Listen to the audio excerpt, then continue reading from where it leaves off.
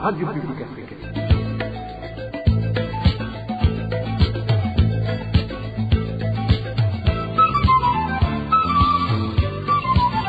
Radio Publique Africaine.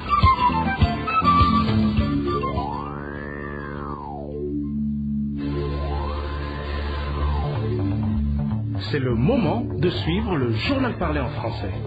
À la présentation, Nadège Ilakose. C'est un plaisir de vous retrouver, chers auditeurs. Bienvenue au journal de ce lundi 14 avril 2025, dont voici les titres.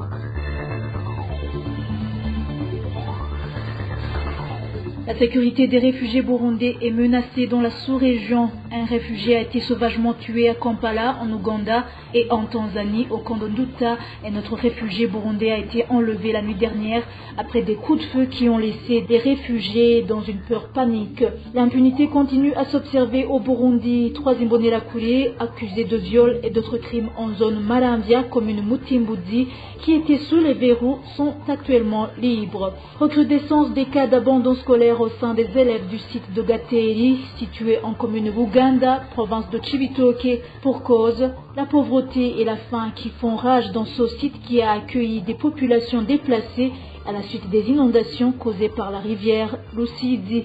Voilà pour le menu, dans quelques secondes le développement de ces titres.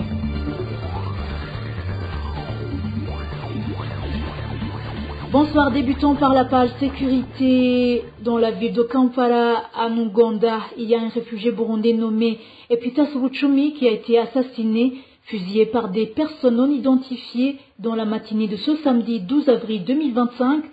Cet homme a été tragiquement abattu en plein jour sur son lieu de travail dans le quartier Katwe à Kampala. Sa famille ainsi que la communauté des réfugiés burundais de Kampala s'insurgent contre cette criminalité et demande à la police ougandaise de tout faire pour mener une enquête approfondie afin d'identifier les auteurs de ce crime et le mobile de cet assassinat et que les auteurs soient traduits devant la justice. Ce n'est pas seulement en Ouganda où la sécurité des réfugiés burundais est menacée. Les enlèvements des Burundais vivant dans les camps de réfugiés en Tanzanie prennent une allure inquiétante. Un autre réfugié burundais du camp de Nduta en Tanzanie a été enlevé dans la nuit de ce dimanche après des coups de feu qui se sont fait entendre dans ce camp.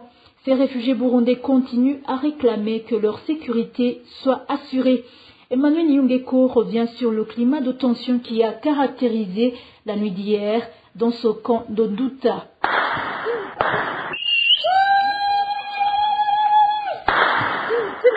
Des bruits de fusils et de gaz lacrymogènes ont commencé à se faire entendre vers 21h ce dimanche 13 avril 2025, comme le révèlent des sources de la RPA dans le camp de Nduta situé en République unie de la Tanzanie. Tous les réfugiés ont été éveillés étant donné qu'ils s'observent ces derniers jours des cas d'enlèvement de certains d'entre eux, spécialement des employés de différentes organisations œuvrant dans le dit camp. Après ces tirs, vers 23h, nos sources font savoir qu'un certain Emile Kwizera, surnommé Gasongo, de la zone 7, village 9, numéro 102, a été enlevé par des gens en tenue de la police tanzanienne qui l'ont conduit dans un endroit jusqu'ici inconnu. Les mêmes sources d'information mentionnent que le nommé Emile Kwizera travaillait pour l'organisation World Vision. Cette situation a provoqué la peur au sein de ces réfugiés. Certains d'ailleurs ont passé la nuit sans dormir, ceux qui se sont confiés à la RPA, mais qui n'ont pas voulu s'exprimer sur nos micros, expliquent que jusqu'avant 10h de ce lundi, beaucoup de familles étaient encore enfermées dans leur maison, craignant d'être arrêtées. Emile Kwizera Digasongo est le 13e Burundais du camp de Nduta, enlevé dans une période dépassant légèrement un mois. Ces réfugiés burundais continuent à réclamer que leur sécurité soit assurée. Merci Emmanuel Nyungeko. Toujours en parlant sécurité, 3 parmi les Imbonerakure accusés de viol et d'autres crimes en zone Maramvya, commune Mutimbuzi,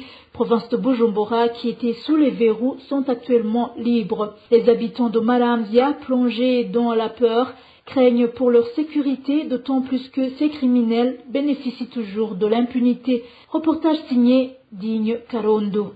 Certains habitants de la zone Malanza font savoir que 3 Imbonerakure, connus sous le nom de Jean-Marie et Kevin, qui figuraient parmi 5 Imbonerakure arrêtés pour abus sexuels et d'autres persécutions infligées aux habitants du secteur Fodavasi sont actuellement libres. Ils ont été relâchés mercredi dernier et venaient de passer 3 semaines au cachot de la zone Malanza. Des sources de la RPA parmi les habitants de Malanza indiquent qu'ils ont été attristés par cette libération. Nous sommes dans la profonde détresse après avoir constaté la libération des auteurs de vols nocturnes à main armée, auteurs de viols dans les ménages. Nous sommes abasourdis, déçus, étonnés de cette justice qui relâche des gens sous enquête bien qu'on sache qu'ils sont auteurs de ces crimes. Suite à cette libération, les habitants de la localité de Malanza s'inquiètent pour leur sécurité. Ils font savoir qu'ils n'ont plus confiance aux institutions chargées de garantir leur sécurité. Nous demandons au chef de l'État de nous aider, qu'il surveille de près ce dossier des criminels de Malanza parce que nos administratifs et officiers de la police judiciaire nous apportent aucune aide. Ils relâchent des criminels comme bon leur semble sans toutefois procéder à des investigations. Les Imbonerakure Jean-Marie et Kevin font partie d'un groupe de 8 personnes accusées par des habitants de Malanza d'être auteurs de différents crimes. À part les 3 Imbonerakure arrêtés et emprisonnés quelques jours, les dernières informations que dispose la RPA révèlent que 2 autres Imbonerakure connus sous les noms d'Aïcha Kiye et Haïben sont toujours sous les verrous. La rédaction de la RPA n'a pas réussi à joindre par téléphone le chef de la zone Malanza, Albert Shimimana, de même que l'administrateur de la commune Mutimbuzi Siméon Butoyi pour recueillir leur réaction. Merci Din Karondo. Au cours de la semaine écoulée, la RPA a pu connaître 7 personnes qui ont été assassinés dans les 5 provinces du pays. Parmi eux, 3 ont été tués par balle. Emmanuel Daishimiye revient sur ces cas d'assassinat. En province Ngozi, un certain Kansuraheba surnommé Rasta a été tué à coups de gourdin, accusé par la population de la colline Rusuguti Gatonde en commune Ngozi d'être un voleur. C'était samedi dernier. Nos sources en Ngozi indiquent que la victime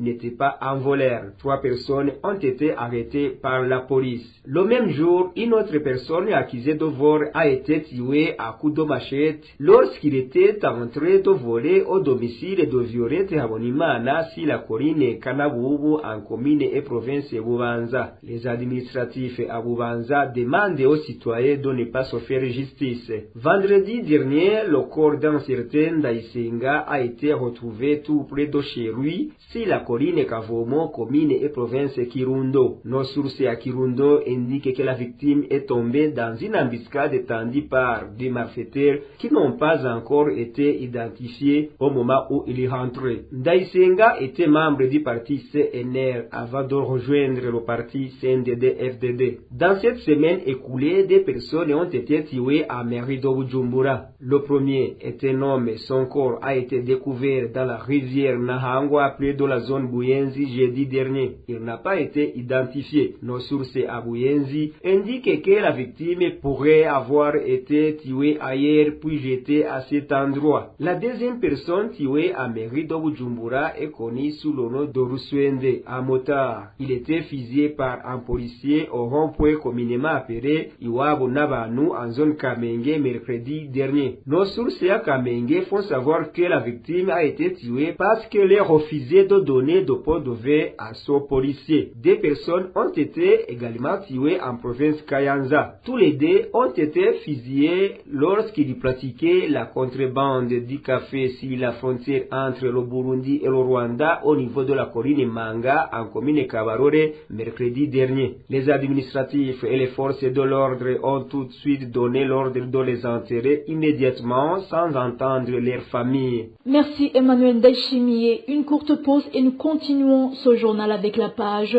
politique. RPA. 20e année de gouvernance du parti CNDD-FDD. À cette occasion, la RPA lance une série de diffusions consacrées aux évaluations réalisées par des experts et acteurs dans divers domaines de la vie nationale. En matière de justice et de droits humains, Eugène Nindorera, ancien ministre burundais des droits de l'homme, attribue une note sévère au parti CNDD-FDD. Dans une analyse faite à la RPA, ce vétéran de la défense des droits humains au Burundi souligne que le parti au pouvoir a entraîné un grave recul dans ce secteur. Non seulement les Burundais sont victimes de nombreuses violations dans leurs droits fondamentaux, mais les lois adoptées sous le règne du CNDD-FDD visent principalement à renforcer son autoritarisme. Inès Gakiza. Le CNDD-FDD a accédé au pouvoir après une décennie de guerre civile qui s'est achevée grâce aux négociations et aux accords conclus entre les acteurs politiques de l'époque et les mouvements armés, dont le mouvement FDD, devenu par la suite le parti politique CNDD-FDD. Lors de son arrivée au pouvoir en 2005, après une victoire électorale, les Burundais espéraient tourner la page des souffrances du passé. Cela était d'autant plus attendu que les membres du FDD affirmaient avoir pris les armes pour lutter contre les discriminations, les crimes et autres violations dont une partie des Burundais était victime. Cependant, déplore dans son analyse Eugène Nindorera, l'un des fondateurs de la Ligue des droits de l'homme ITK en 1991 et ancien ministre des droits de l'homme, les attentes légitimes de millions de Burundais se sont rapidement dissipées. Le CNDD-FDD a en effet manifesté une réticence à placer l'édification de l'état de droit au cœur de sa gouvernance. Les 2 décennies de pouvoir exercées par le CNDD-FDD ont été marqué, selon cet ancien cadre du Haut Commissariat des Nations Unies aux droits de l'homme, par des violations systématiques des droits humains, un affaiblissement progressif de la justice devenue dépendante, ainsi qu'un climat persistant de répression politique. La consolidation du pouvoir par le CNDD-FDD s'est souvent faite au détriment des libertés fondamentales et des principes de l'état de droit. Les périodes de tension majeure coïncident avec des moments susceptibles d'entraîner un changement de pouvoir, à l'instar de la crise de 2015, une crise qui a marqué un tournant vers un autoritarisme assumé, qualifie notre analyste, et un régime de terreur visant à museler toute voix dissidente, qu'elle provienne du parti lui-même, des institutions, des partis politiques de l'opposition, de la société civile ou encore des médias. De leur côté, le corps diplomatique et les bailleurs de fonds ont vu leur capacité d'influence considérablement réduite. Bien que le bilan des 20 ans du CNDD-FDD à la tête du Burundi soit globalement négatif, les analystes du secteur estiment qu'il existe certains points positifs qui méritent d'être soulignés. Parmi eux figurent les mesures prises par le président Pierre Nkurunziza au début de son mandat pour rendre l'accès à l'éducation universelle et favoriser l'accouchement des femmes enceintes ainsi que l'accès aux soins pour les enfants de moins de 5 ans. Dans notre édition de demain, nous reviendrons sur les différentes violations des droits humains dont sont victimes les Burundais sous le règne du parti CNDD-FDD. Merci Inès Gakiza. Il est incompréhensible que le président de la République se lamente que des personnes dont il nomme lui-même soient derrière la crise économique qui prévaut au Burundi. C'est du moins la réaction de Léonard Nyangoma, président d'honneur du parti CNDD, après que le président Ndayishimiye ait déclaré que la pénurie du carburant et des devises, ainsi que les problèmes remarquables dans le secteur minier, sont dus aux pratiques des institutions en charge de trouver des solutions. Pour ce politique, le président de la République se lamente souvent, quitte à ce que les citoyens peinent à croire que ses propos sont corrects. Suivez Léonard Nyangoma, le président d'honneur du parti CNDD. Nous ne partageons pas son point de vue. Il faut qu'il vérifie d'abord la compétence des autorités qu'il a nommées lui-même, si elles sont en train d'accomplir la mission qu'il les a donnée. Oui, c'est vrai, nous entendons ces lamentations portant sur le mauvais rendement des cadres de différentes institutions, et en plus, les cadres de ces dernières ont été nommés par lui-même. C'est vraiment incompréhensible. Les paroles du président Évariste Ndayishimiye sont franchement insensées. Comme je viens de le signaler, tous les cadres sont nommés par lui-même. Alors, s'il trouve qu'ils sont en train de travailler inconvenablement, pourquoi ne pas le destituer? Toutes ces autorités qui ont détourné de l'argent du pays n'ont pas versé même un franc dans les caisses de l'État. Et voilà que le président Évariste Ndayishimiye revient chaque fois pour crier, alors qu'il est capable de gérer la situation lui-même.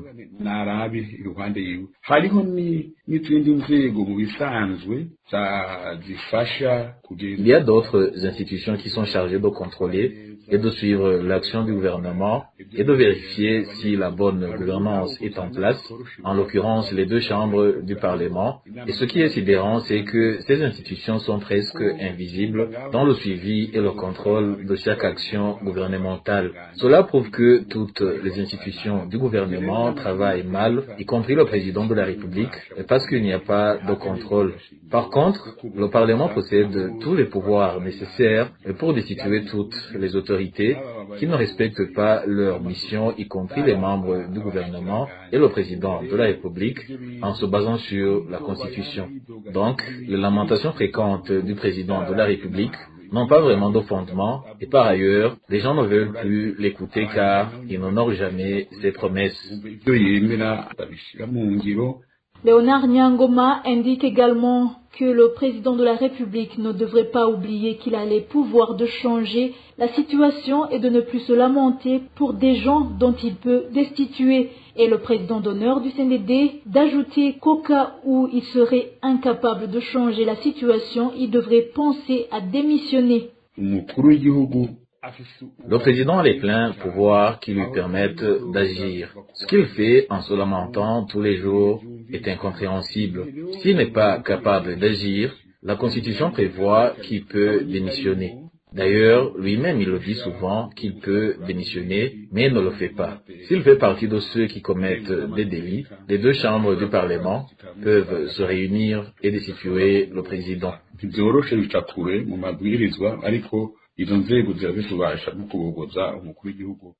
Bien sûr, ce n'est pas une tâche facile, mais ces institutions ont le pouvoir de faire destituer un président qui reconnaît son incapacité comme le président Ndayishimiye le fait.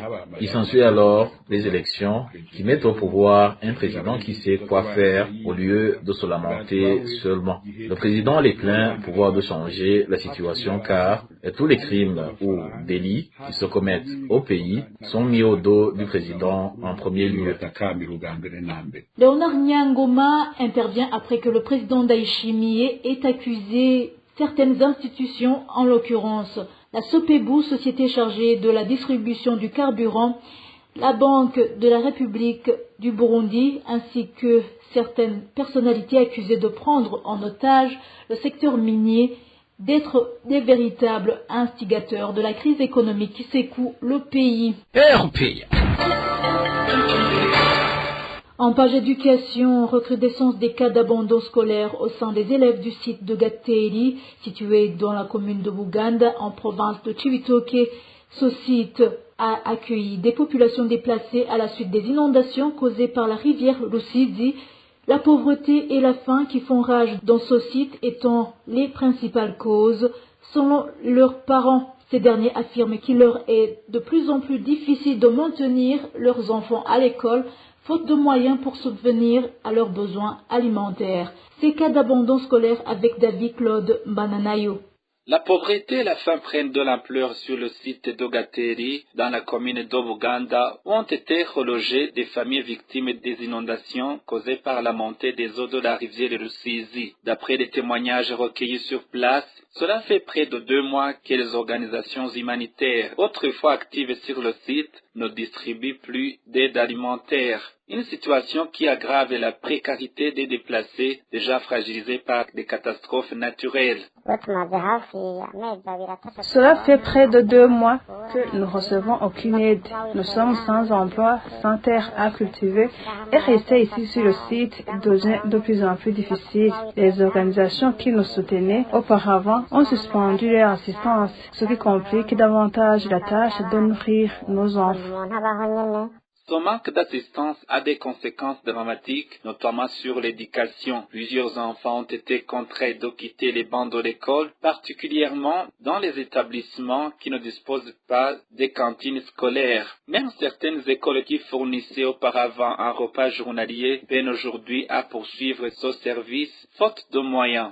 De nombreux enfants abandonnent l'école. Certaines écoles parviennent à offrir des repas aux élèves, mais d'autres n'en ont pas les moyens. Lorsqu'un enfant sait qu'il n'aura rien mangé à l'école, surtout après être parti de la maison le ventre vide, il finit par renoncer. Les parents désemparés expliquent qu'il leur est difficile d'envoyer leurs enfants à l'école le ventre vide car ils ne parviennent pas à se concentrer en classe.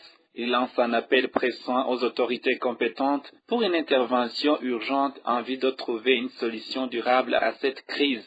Actuellement, le site d'Ogateri contient plus de 400 élèves. Près de 100 d'entre eux auraient déjà abandonné l'école directement affectés par la situation de famine. Merci David-Claude Mbananayo. Dernier dossier de ce journal. Des réfugiés congolais vivent dans des conditions déplorables sur le site de Mousséni. Dans son communiqué du 13 avril 2025, l'UNICEF alerte sur les pénuries qui affectent leur quotidien, comme au centre de santé le plus proche, où les produits nutritionnels sont inexistants à cause d'un manque de carburant pour les livraisons. Elvis Nyomungere nous décrit la situation. Selon un communiqué de l'UNICEF, plus de 70 000 personnes ont fui les violences armées dans la région du Sud Kivu, en République démocratique du Congo, depuis le début de l'année 2025. Elles ont traversé la frontière pour trouver refuge au Burundi. Toujours d'après l'UNICEF, plus de 12 000 d'entre elles ont été relocalisées sur le site de Mousséni, qui compte désormais près de 15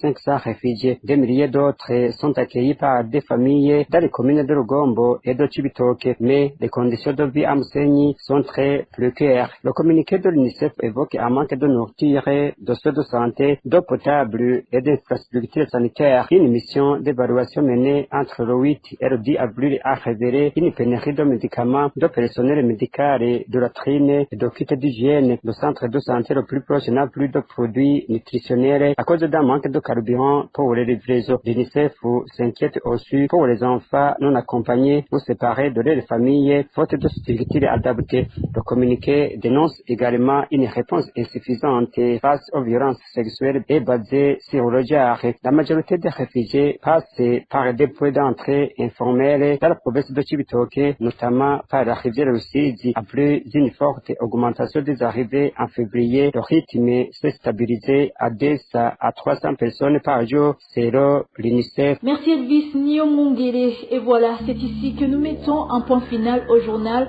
du 14 avril 2025. Merci de nous avoir suivis. Merci également à tous mes collègues. Bonne soirée à tous.